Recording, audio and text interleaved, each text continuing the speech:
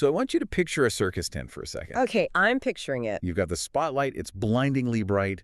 Trapeze artists are flying, I don't know, 30 feet overhead. Right. There are lions pacing in a cage, fire breathers setting up for the next cue. It's just this environment of absolute organized chaos. Chaos, yeah. Risk in literally every direction. Exactly. Now, I want you to take that exact same high-stakes environment, strip away the canvas tent, and replace it with a school. Oh, wow. That is quite the visual shift. Right. But that's our deep dive for today. Uh-huh. We are looking at a really fascinating document titled, What a DSL Can Learn from a Circus Ringmaster. Yeah, the designated safeguarding lead. Yes, the DSL. And the core premise here is that if you truly want to understand the hidden work of someone managing a fragile, high-risk system, the best person to study is that ringmaster, The one standing right in the dead center of a ring. holding the entire illusion together without the audience ever knowing. It is, it's such a brilliant subversion of how we normally think about safeguarding or even just pastoral care in general. Yeah, because usually we picture what, like filing cabinets? Exactly. Filing cabinets, quiet conversations in private offices, very calm, methodical processes. But this text just completely shatters that image. It really does. Yeah. So our mission today is to explore the reality of managing multiple simultaneous risks. Mm-hmm.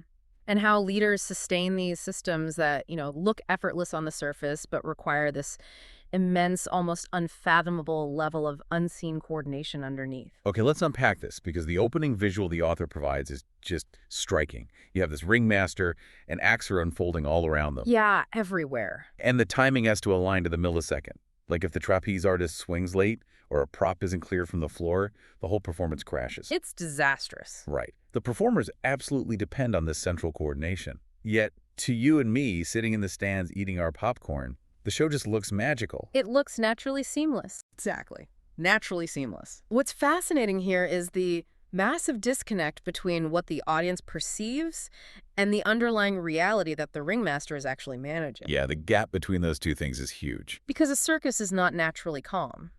Left to its own devices, it is a highly dangerous environment.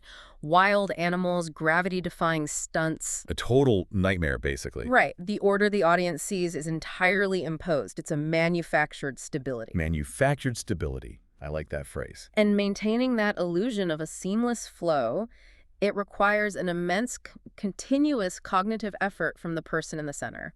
They're constantly monitoring every single moving piece at once. So if a circus only looks calm because of intense, continuous monitoring, then a school ecosystem must operate the exact same way. Mm-hmm. How does that visual translate to the day-to-day reality of a safeguarding leader? Well, it fundamentally redefines the job description. The text makes it clear that safeguarding leadership is, it's never about managing one isolated issue at a time. Right, it's not a neat little line of tasks. Not at all.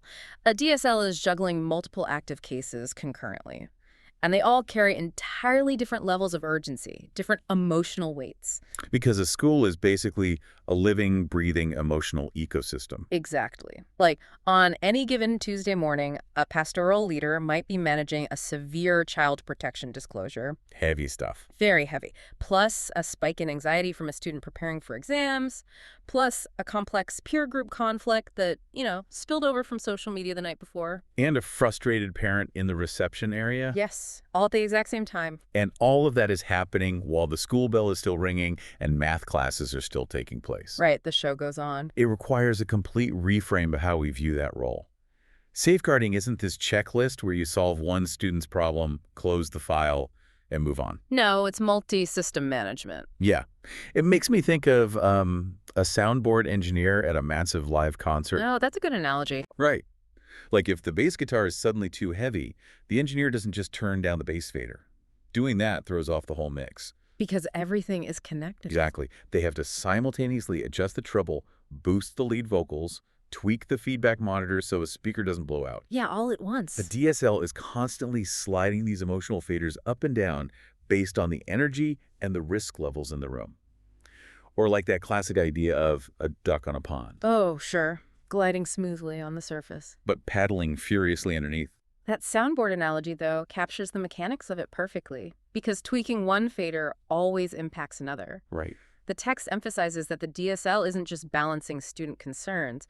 They are simultaneously balancing staff well-being. Which is huge. It is. If a teacher has just dealt with a highly emotional disclosure from a student in their first period class, their emotional reserve is completely depleted. Oh, yeah. They're drained. So the DSL has to monitor that teacher's capacity to handle their next class, stepping in to adjust the environment so the teacher doesn't just burn out right there. It's the constant interaction between all these different emotional acts unfolding at once. Exactly. Which introduces a really interesting dilemma. Let me ask you this. Okay.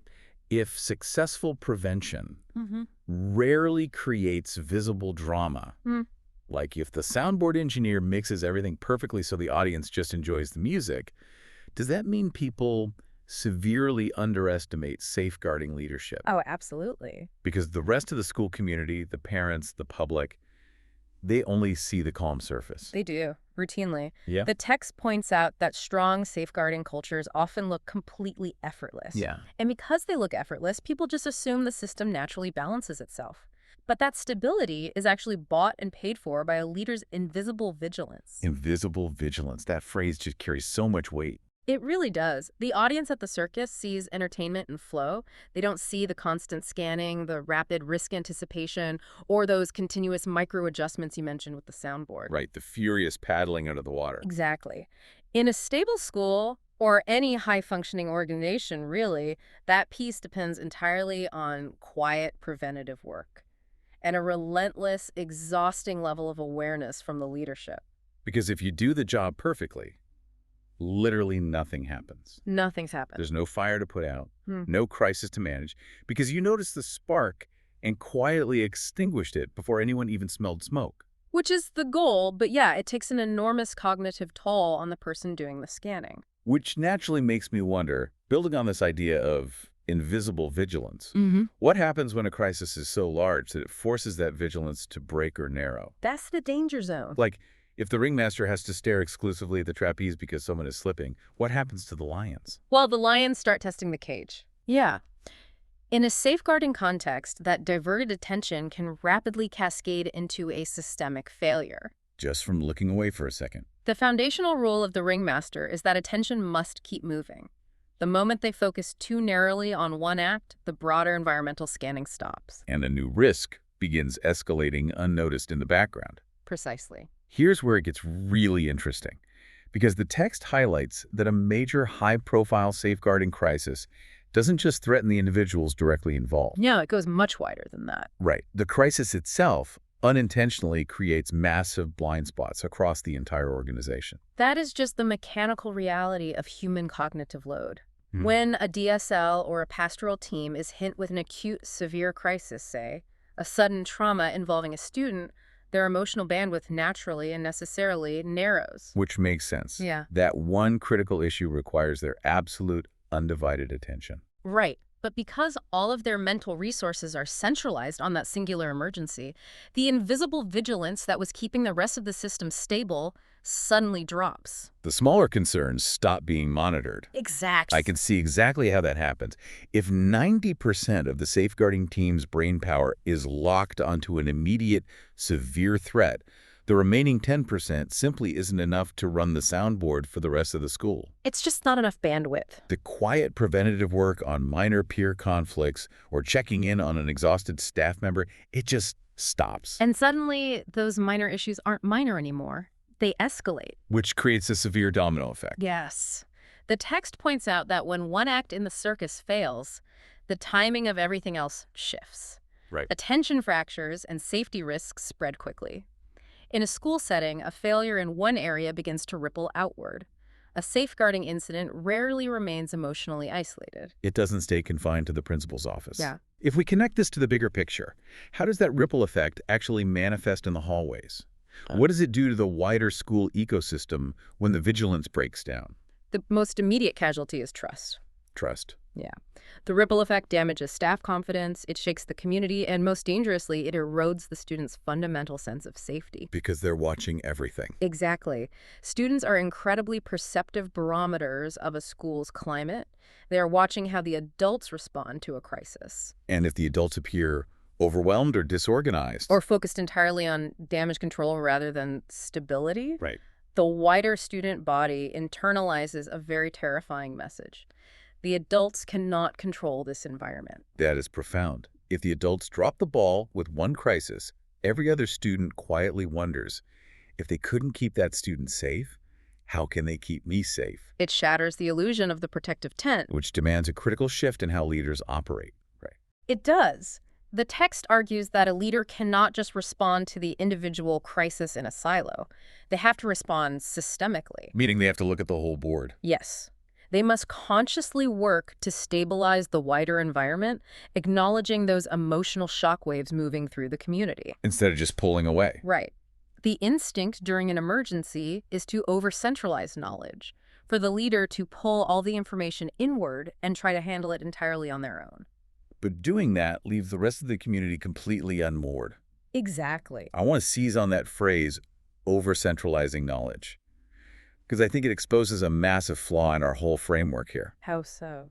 Well, if the entire stability of this complex school ecosystem relies on one heroic ringmaster standing in the center of the tent, isn't the system doomed to fail? It's highly vulnerable, yes. I mean, what if the ringmaster gets the flu? Or simply blinks at the wrong time because they were emotionally exhausted? You've hit on one of the most dangerous myths in leadership, which the text tackles head on. We have this cultural obsession with the solo hero. Oh, definitely. We love the narrative of the one brilliant, tireless, endlessly empathetic leader who carries the weight of the world and saves the day. Like a superhero cape kind of thing. Exactly. But the text warns that in safeguarding, relying on a solo hero is actually a massive vulnerability. Because they're just one person. Right. In a real circus, the success of a performance depends very little on one solo genius. It relies entirely on timing, coordination, and a shared awareness among the entire troupe. Because if the ringmaster is the only one who knows the lions are restless, the trapeze artist is going to land in a very dangerous spot. Exactly. The knowledge has to be distributed. So in a school, the quality of safeguarding depends heavily on communication architecture, right? Shared thresholds for escalating a concern. Team reliability. It depends on a professional culture where everybody knows the cues. There's a detail from the text that completely reframed this for me. Which one? The author notes that safeguarding systems fail far more often through fragmentation than through a lack of individual care. Yes, that is such a key distinction. Right, because we have this societal assumption that if a vulnerable child slips through the cracks, it's because the adults around them were apathetic or just didn't care enough to intervene. But the reality is far more mechanistic. The adults almost always care deeply. Yeah. The failure doesn't happen in the hearts of the teachers. It happens in the administrative gaps between them. The gaps. Yeah, it happens through poor handovers between shifts. It happens when there is staff uncertainty around the escalation protocols. To put that into a concrete scenario, imagine a vulnerable student has a really traumatic morning at home. Okay. The parent emails the pastoral team to let them know the child is on edge. But it's third period, and the student has a substitute teacher who never received that handover email. Right, they're completely in the dark. So the substitute, totally unaware of the context, pushes the student hard on a forgotten homework assignment. The student explodes, walks out, and gets suspended. Which is a tragic outcome. And the substitute cared about the lesson, the pastoral team cared about the student, but the communication fragmented. Yes. It's like an air traffic controller clearing a runway for a landing, but failing to tell the ground crew that a baggage cart is parked on the tarmac. Oh, that's a brilliant way to look at it. Everyone is doing their specific job, but the lack of coordination causes the crash. That scenario is the perfect illustration of fragmentation, and it underscores why the ringmaster cannot stop standing. Mm-hmm. Even during periods that appear stable, conditions are changing rapidly. A student's mood shifts, a new substitute arrives, an email gets delayed. The environment is constantly shifting. Yes, safeguarding stability isn't a destination you arrive at and then check off a list. It is an active state maintained through continuous relational observation. Let's translate relational observation into everyday language. We aren't talking about looking at spreadsheets. We are talking about a teacher noticing that Johnny, who has sat with the exact same 3 friends in the cafeteria every day for 6 months, is suddenly sitting alone in the corner with his hood up. That deviation from the pattern is the cue. Right. And capturing that cue requires relentless attentiveness. It does. But, you know, as illuminating as this circus analogy is, and it really does map beautifully onto the mechanics of managing a complex organization, Human lives are not a circus act. No, they are not. Where does the author explicitly draw the line? Because comparing a school's pastoral care to a traveling circus has to have a breaking Oh, point. it absolutely does. And the author is highly deliberate about establishing those boundaries in a section appropriately titled The Honest Bit. The honest bit. I love that. Yeah, they provide clear warnings about where the analogy becomes toxic if taken too literally. First and foremost, schools are not performances. Students are not acts to be managed or problems to be scheduled. And crucially, safeguarding must never prioritize appearances over actual well-being. That makes total sense. Yeah. Because the ringmaster's ultimate motivation is audience-facing control. They're managing entertainment. Right. If a performer sprains their ankle, but the show can technically go on, a ringmaster might push them back out under the spotlight to keep the audience happy. Exactly. But a DSL has to do the exact opposite. Right. They had to be willing to stop the entire show, bring up the house lights, and disappoint the audience if it means keeping one child safe. And that introduces the critical difference between performance management and human-centered ethical leadership. The circus is built to maintain an illusion. Safeguarding is built to protect the reality of the child. Right. A pastoral leader isn't trying to make the school look perfect for the community. They are trying to ensure the community is actually safe for the student.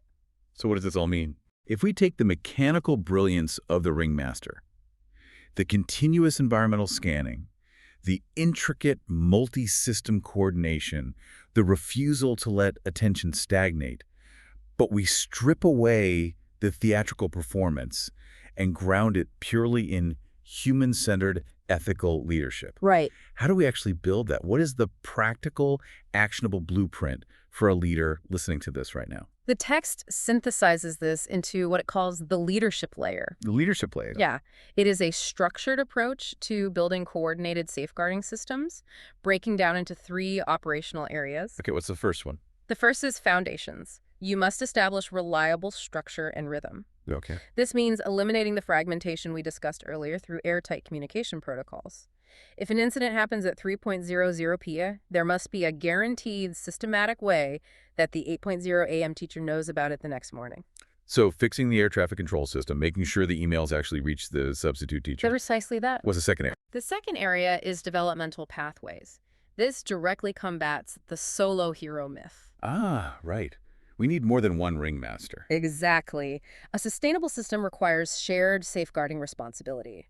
Leaders must train their teams so that everyone, from the front desk staff to the senior teachers, understands the thresholds for risk. So everyone needs to be empowered to engage in that relational observation. Yes, the entire staff should know what it means when Johnny sits alone at the lunch table. Distributing the vigilance so it doesn't all sit on one person's shoulders. Exactly.